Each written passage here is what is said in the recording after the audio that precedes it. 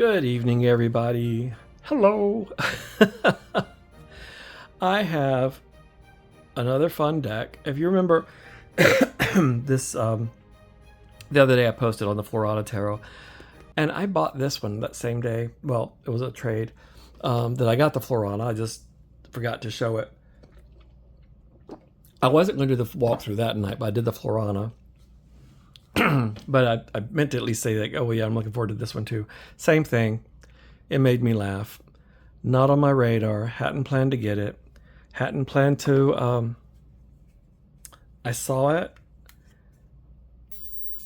with Cheryl from Oneness Emporium when she was on the Hermit's Cave with Simon, and they went through it, and I thought it was cute and very sweet. But I said, well, yeah, it's very cute, but it's not for me. Well, the shop I go to has sample decks, and they had this one. I really didn't expect them to have this one. For some reason, I didn't think this was available, but RP Studio. But I looked at it, and it made me laugh. So maybe I just need things that make me laugh lately. I don't know. It's interesting, but it's very cute. And I think I can use it. Maybe on days that I need a little comfort. But Fortunate Frogs, Tarot Deck and Guidebook by Devin Short. This box, and I know I've seen an RP Studios deck before, and I may have one. I just don't remember which one it is. And I didn't look before I started this video. But that'd be interesting to go back and look at that. Take a walk through the woodland, past some shrooms on the way. Wouldn't that be nice? Hop across a little. It's been, oh my gosh, that was like 40 years ago. No, that was not that. Yeah, 40 years ago. Hop across lily pads as you watch the bugs play, but we're not going to talk about that. Ask for some wisdom with your twigs clutched so tight. Seek the right creatures to gain valued insight. Once the day ends and you're content with and serene, take rest in the grass, may your fortune be green. When I started reading that, I didn't even realize it was in rhyme. And then I caught up about the third line. I was like, oh, wait a minute, this is poetic. So, yeah. $26. I want to talk about that, too, because I feel that if this was any other company, it would be like 32. I really do. Maybe not, but I really do. I do. But it's an amazingly sturdy box. This feels stronger than most boxes like this I have. It has this beautiful sleeve where the book goes. It's not stuck in, but it's very sturdy. Like, it is cardboard, but the quality of the paper, it's not going to go anywhere. Not unless you just rip it or drop it or rough with it. This magnet in here is a flat, straight magnet. You don't feel those bumps that you do from some. So I really like that. Very nice touch. And then the inner box is not as thick as the outer, but it doesn't have to be. This is almost that same paperweight as that US Games, the Florana tuck box was. Very sturdy cardboard. Please, US Games, if anybody from US Games watches this, do those tuck boxes. Those are awesome. And then you don't have to do, like I said before, you don't have to do the whole deluxe set to get a decent box. So just the plain green on the inside, but you know, it ain't easy being green, as Kermit's always said. But this is the Fool card on the inside of the box. Very nice, and it's a strong magnet. It's not going to go anywhere. So let's take a quick look at the book, and then we'll look at some cards. So Fortunate Frogs. So I did want to read his little introduction real quick. I'm not going to read the book because it's all very RWS, but the introduction is good. Hello, I'm Devin, longtime collector of tarot, first-time caller. That is to say, welcome to my first tarot deck, Fortunate Frogs. I work as a designer, animator, and painter, focusing on making silly illustrations of little creatures that make people laugh. I've had a deep fascination with tarot for many years.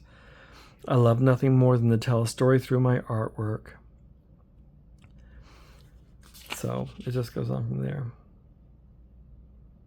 My goal was to create A light-hearted deck full of joy and whimsy, but also functional if you want to search for deeper meaning. I hope that these guys bring you as much delight as they brought me through my time working on them. And it goes into the basics, of course. This is the same poem that's on the back of the box. And then this is, if you're keeping up with my numerology series, this is sort of those little short word explanations I give for numbers. And I'm trying to help. I'm sharing my experience in studying numerology and expanding these to give it more depth. These phrases are really good. If that's all you ever do or ever want to do with it, no problem. If you want to flush it out more and maybe get more feeling around it to connect it with your intuition in a stronger sense, then that's what my goal is personally. And hopefully if you join me on that journey and asking questions and me answering occasionally, we will all get there together. So the definitions, they're very short, as you can see, very RWS. So we're not going to spend a lot of time on the book. But the book is a very nice paperweight. The words are not too small. I love that it's not super tiny, so I don't need my magnifying glass to read it. Okay, and we're just going. This cardstock, it is not soft touch, but it's a matte. It might be no, it's not soft touch, but it's a matte. It's very thick. I don't know if it's 400 or just a really good 350. I love these backs, sort of mandala with the frogs around. And we actually have two miniature albino toads. They live in an aquarium. They're like fish. They live in an aquarium with water. And they're very tiny. I mean, they're smaller than this guy. They're really about that big. And they are white. And they are so cute. But anyway, they sit by my son's desk. They're his, but I claim one. My albino toad's name is Cuthbert. So this is the Fool. Is a white daisy looks like. And then we have the Magician. The colors in these are really nice because they're muted, but they're rich. And then like this High Priestess, it's a wonderful play on the pomegranates here. And she still has the scroll there, very subtle. So it's not being forced into this. It just, the way he's drawn this, it fits naturally into the RWS feel. But it's not shoehorned in. He made it feel very natural to sort of the feeling. Everything is natural. Like the Emperor here, the staff he's carrying is a twig. He has a water lily in his hand instead of the globe. Hierophant. And for a second, I thought he was holding something there, but that's his fist. He's holding up the wheat or the grass, the dried grass. The lovers, they're dancing under the roses. But, you know, look at that beautiful koi. He did a beautiful job painting that koi.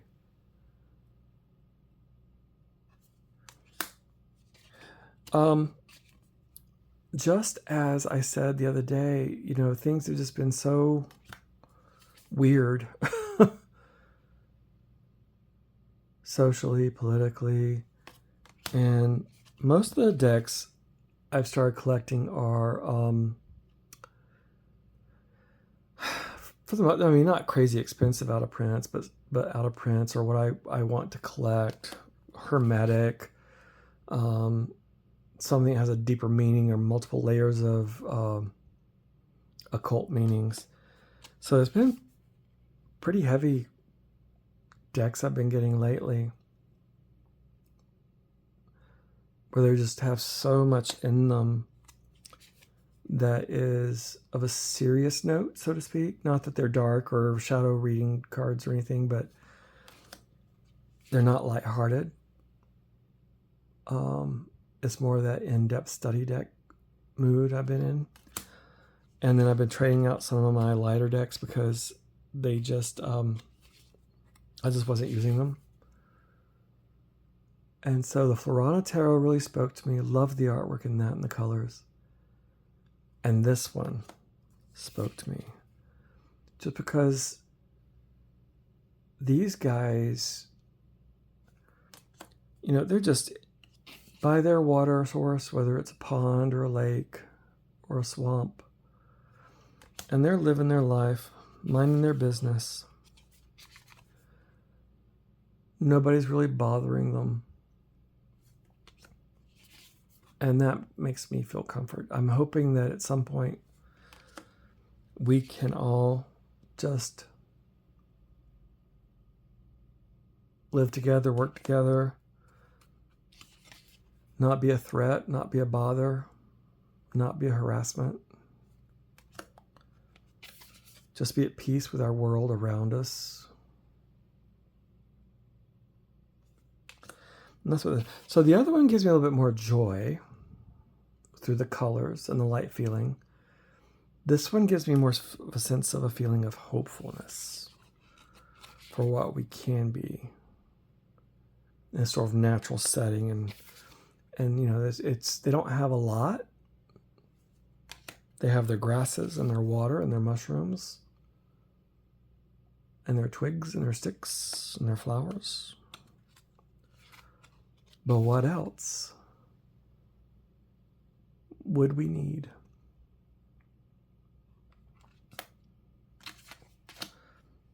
Now, the Six of Shrooms,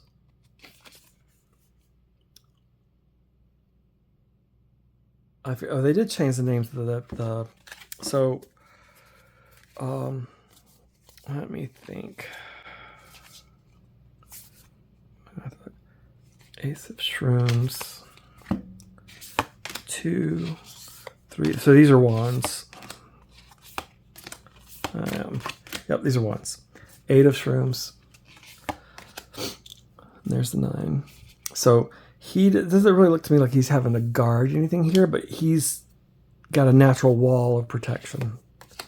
And for some reason, for the 10, our shrooms turn into strawberries, which I love because when I was a kid and I was growing up in South Carolina, I grew up in the country.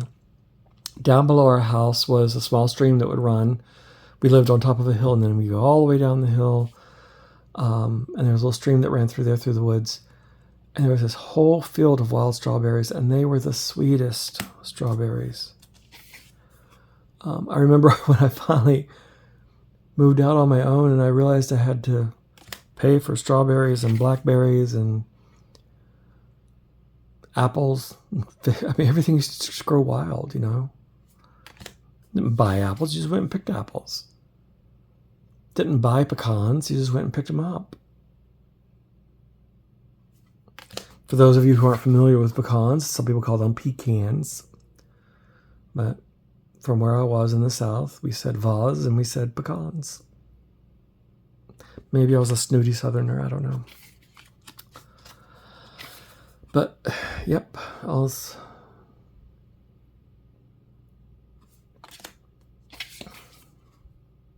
just know my father always said vase, so I grew up saying vase. But then everybody I lived around, we all called them pecans, but I grew up in upstate South Carolina, and the dialect really changes from upstate to low state South Carolina. It really is like a whole different world between the two.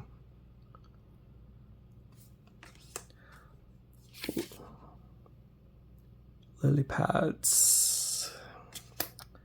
And lily pads are our pentacles.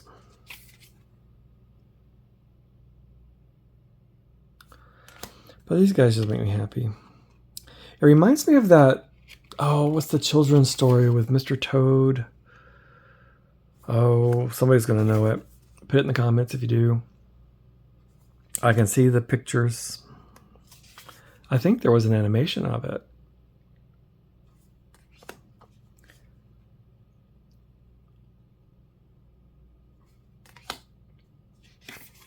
The way they had painted these kois, the way he painted these kois in here with the...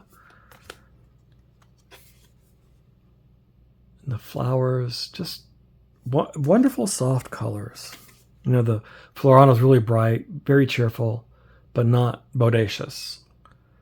This is very soft with some pastels, but demure and light.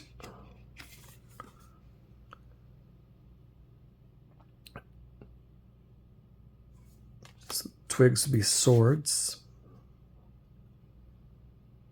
And you can see in the images, like, I don't think this one doesn't bother me because, like, this is the Four of Twigs, Four of Swords. You know, he's lying down, resting. It's not hard to tell. 5, he's walking off with the few he has in his arms. The 6, he's going across the water. This is not going to be a terribly long walkthrough, but I don't have a lot to say about these cards, but the artwork, I love it. The colors I've already mentioned.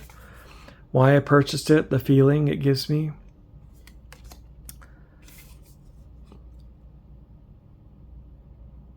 That just looks so comfortable. Oh, some days I wish I could do that.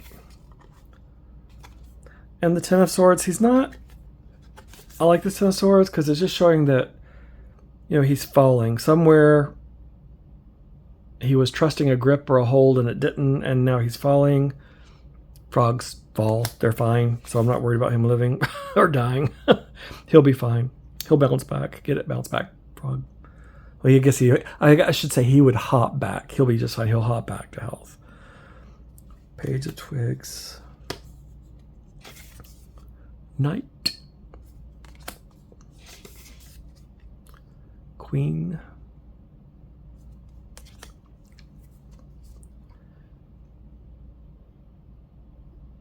I like how he's the king and now he's fishing. So he's using, you know, and the Ace of Bogs. Let's see, we had Pentacles. We had, this is the wrong one. We had Pentacles. Then we had, no. Oh, for crying out loud, hang on. So, I made myself some notes because I just lost track because I'm tired. It's really not that hard. You see the pictures, you'll know immediately what they are. Mushrooms are wands, lily pads are cups, twigs are swords, and bugs are pentacles. And we can see that here. So, Ace of Bugs, 2. He's got 1 in each hand. And like I say, you'll see it because it's very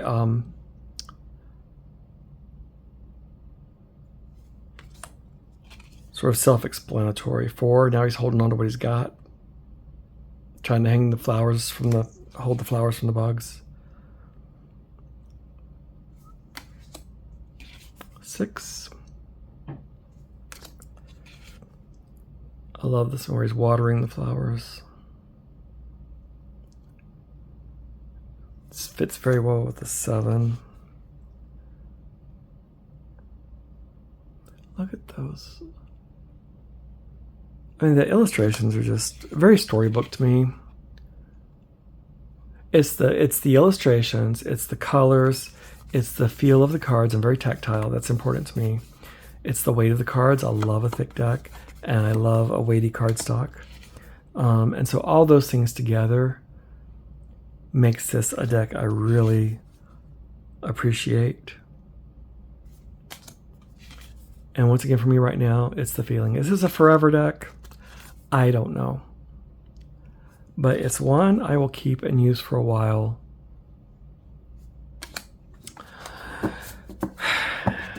At least until things in the world are a little better. So, this is my formula for cheering up the world a little bit. Take 2 decks a day with a full glass of water, a nice cup of coffee, and the 2 decks are the Fortunate Frogs and the Florana Tarot. So I hope you enjoyed this. I hope that if you try these based on what I've said, you enjoy them like I am right now. And I understand this may not be everybody's taste. And with that being said, I hope you enjoyed the video, even if it's not your taste. I know that a lot of times when I watch videos, I can look at, oh, I know. Simon was doing the Vlad deck on his walkthrough on Sunday. And that was this morning. Yeah, oh my gosh. This morning. And it's not a deck I could work with. It's not a deck I would want to buy. But I could not fault the artwork. I could not fault the research behind it. I love Travis McHenry, the work he's done on other things. I love the work he did on that deck. It's just not one I would feel I would use. And I'm not I don't collect decks or have decks I won't use, even if they're extremely rare. Like I was very fortunate enough in a trade to get the Raziel Tarot, which is out of print. I mean, you can't find one for sale. They're like $800, $1,000. And I use it. So I don't have decks I don't use. I may be extra careful with it, but I'll use it. So I hope you enjoy this, even if it's not one for you. I hope you appreciate the artwork, the quality, and yeah, have a good night. Thank you for spending this time with me. Bye.